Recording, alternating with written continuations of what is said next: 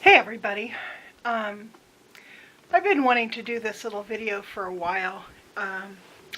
What I want to share with you is some jewelry, those two rings and this kind of awesome heart-shaped pendant.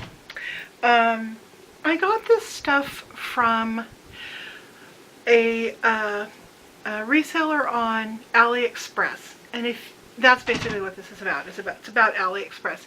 I've been using that company for years to buy jewelry parts, or if I'm trying to track down, like, people will often come to me and ask me to track down stuff for them, like containers, certain type of container, or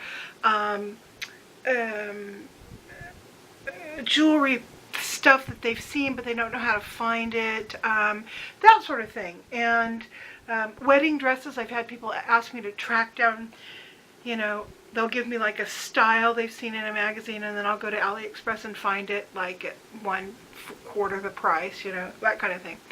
Anyway, I had seen this reproduction Victorian jewelry from time to time, and I purchased some recently. In part, it's for a project that I want to do.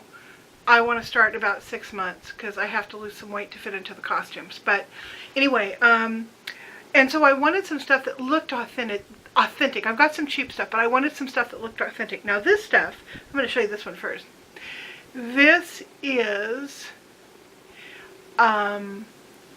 silver. I don't know if it's sterling or not, but it's silver. They say it's sterling, but it comes from China, so who knows. That is supposed to be a semi-precious stone. I doubt it. It's probably a glass stone. And the reason I say that is because this lovely little item was only $18. So I don't know how it could be real. If it's not sterling, and it's stamped $9.25. So if it's not sterling, then it's certainly stainless, because it's a very fine filigree. I'm trying to get this thing to, there we go, that's nice. And I just loved it. I thought it was beautiful. So that's item number one. Item number two, and I bought it mostly because I love the style and I love the color, and I didn't have any pink finger jewelry for this project I'm going to do. Okay, the second piece is this blue stone in this marvelous, let's see if it'll, yeah, this marvelous filigree. I mean, it's just as beautiful as it can be. And I was drawn to this thing in part because the filigree is so pretty. It's also stamped the same as the other, and supposedly a natural stone, but I doubt that it is, because I'm just a skeptic. And how can you buy a natural stone ring for 19 bucks? I mean, that, how could you do that?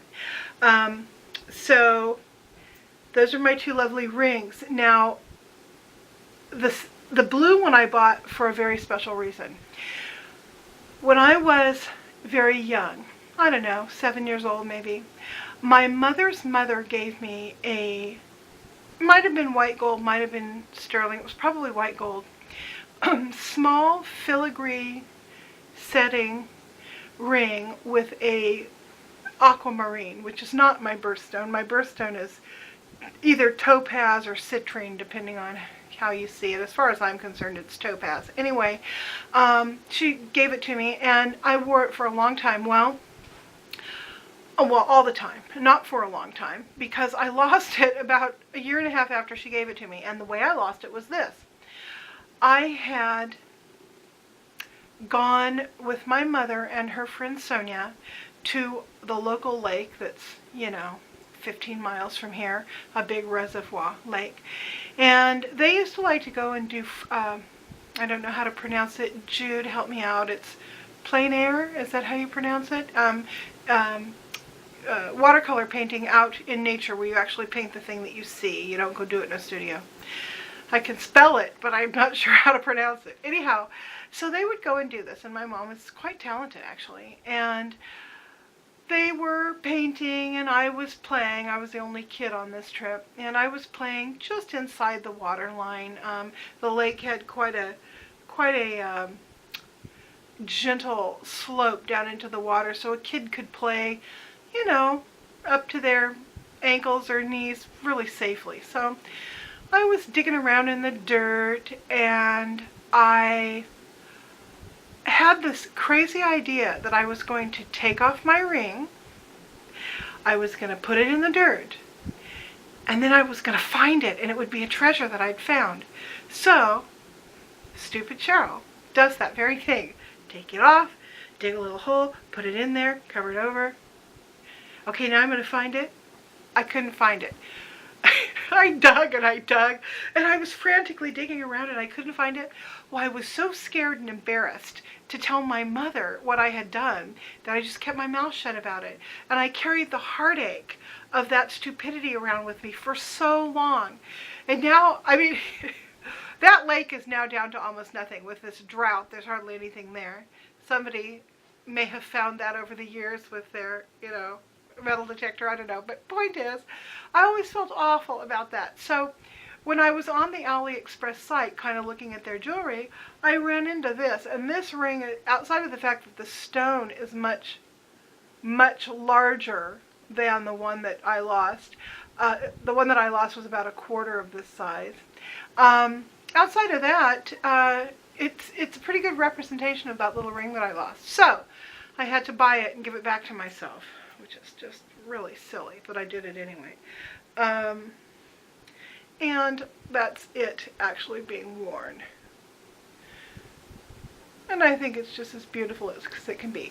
Okay, so that's the story about the rings. Now, let me tell you about the pendant, because it's based on an entirely different story. Here it is. It also is stamped, you know, that sterling number. It's got what's supposed to be a natural stone, looks like glass to me. Come on. Focus. I want you guys to see how beautiful the filigree is on it.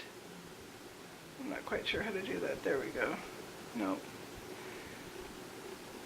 Okay, anyhow. So it is a heart-shaped red stone set in silver. Now, here's where this comes in. I write a lot. I've never sold any of my fiction work. I've never tried to find an agent. I've never self-published. I just like to write. Well, one of the stories that I am writing, and I'm actually rewriting it, is about a woman who was born in the 1850s. She comes in Europe. She comes across the Atlantic as sort of a runaway, and she is working on one of the very last of the tall-masted clippers that went around. They were replaced by, I think it was steamships, fairly late into the 1800s. But she was hiding, pretending to be a boy, to escape her family, and she comes onto this ship as a rigger, and the riggers were generally they were children or very slightly built men, and they pretty much lived their entire life up in the rigging of the ship. They were always looking for tears, ropes that needed to be replaced. They would do a lot of the work of keeping the sails and the sheets and the lines and everything all in working order. In my story, the riggers, and there are 3 of them on this ship, 2 boys and her, they sleep on the top deck, which is a platform that's underneath the crow's nest. And the crow's nest, they would get up in the crow's nest too, a lot of times just to have fun, but their home basically was the top deck, and they would lash themselves down to this top deck when they slept. Well, and that was their retreat, sort of their own spot. So anyhow, when they get across to the New World. They stop in the Bahamas first, and then they go down the coast of Brazil, and they end up coming to a little town down at the very bottom of the coast of Brazil, and they come into possession of this. And this pretty but unremarkable little piece of jewelry actually holds, it's a key that holds the power to unlock a series of events and information that answers all the deep questions of our existence. It had been in the possession of the Catholic Church for centuries and centuries.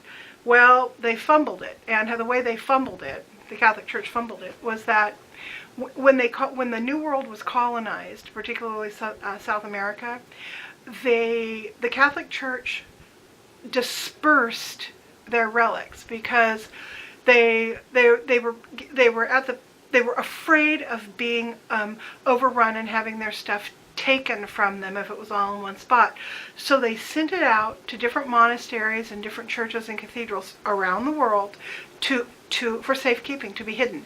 And this little gem was heading toward Brazil. It was going to a cathedral there. Well, not a cathedral. It was a monastery, really. Catholic church, but a monastery. And because it wasn't handled the way it was supposed to be, it ended up in the hands of these three kids. So this little pendant follows my protagonist around the Cape and up the coast of Chile to Monterey, what's now Monterey, California, and then into San Francisco, and then across to the central San Joaquin Valley, where she settles. And this woman she apprentices to a horse doctor, and she becomes a veterinarian, really. And her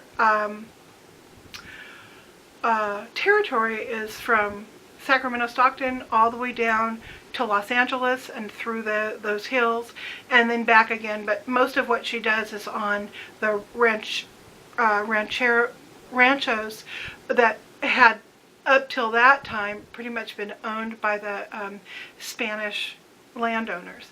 So she was there for sort of the transition and the sort of the grabbing of land from the Mexican and Spanish landowners by the U.S. government as California got folded into the United States. And she is being pursued by two sets of people. Well, actually three. She's being pursued by the Pinkerton agency, who's been hired to find her by her family. She's been being pursued by two banditos. Actually one bandito. She had encountered these two ne'er-do-wells in her travels, and through the process of defending herself, she killed one of them. And so the other guy, who was just a little bit psychotic, decided he was going to, to exact revenge. So he's been following her, trying to find her and track her down. And then also emissaries from the church have been trying to track her down. She has sort of she's not supernatural or anything, but she has sort of a sixth sense about her own protection. So she's very circumspect. Where she lives is a kind of a hidden little place. Her home base is kind of hidden. She's on the road a lot. She looks like a guy. She wears dude's clothing and puts her hair up under a hat and all of that. So at the end of it's a trilogy, incidentally, and at the end of the first book, she is found by the Pinkerton agency.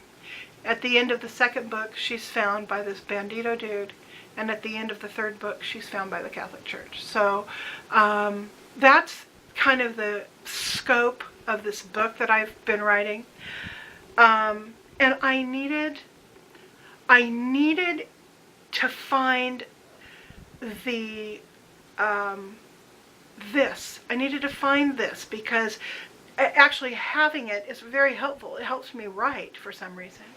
And so in, being online and looking for jewelry and all that, I found this thing on AliExpress, and it really spooked me when I saw it, because it is exactly the way I had imagined this thing to look in my head. I imagined this large red ruby, not huge, but big, set in a silver filigree with a big old bail on it, and that is exactly what I found. So, here's the funniest part, to me anyway. So, part of what happens to her when she's coming around, taking that ocean voyage around South America and then up the coast of California, the ship that she's on is set upon by pirates that were hired actually by the Catholic Church to get this thing back. They were going to board the boat, find this, kill everybody, scuttle the boat, and bring this back to, the evil men who wanted it. Well, as they're coming around the Cape, there are these storms that will kick up at certain times of the year. I think September is a really big month for these storms. And the wind that occurs in these storms, it's called willy-wah. I think that's how you pronounce it, a willy-wah wind. And it's interesting because these winds, they are characterized by periods of complete and utter still. I mean, your ship's not going anywhere because there's no wind to take you there.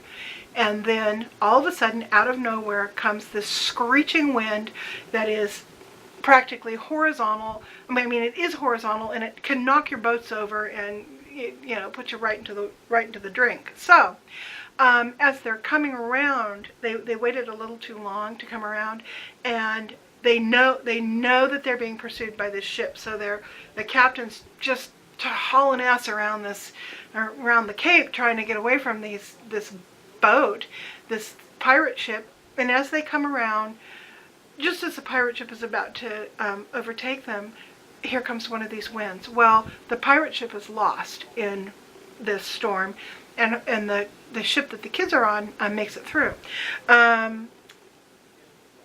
The name of the company who makes this little thing is Pirate Ship Limited. Is that cool or what? So, I got weird little chills when I saw it, ordered it immediately. This was the most expensive thing that I bought. I think I spent $30 for this. And I'm glad I did, because I'm really anxious to get back to that book. So, yeah, I just wanted to share those little tidbits with you. I'll talk to you guys later. Bye.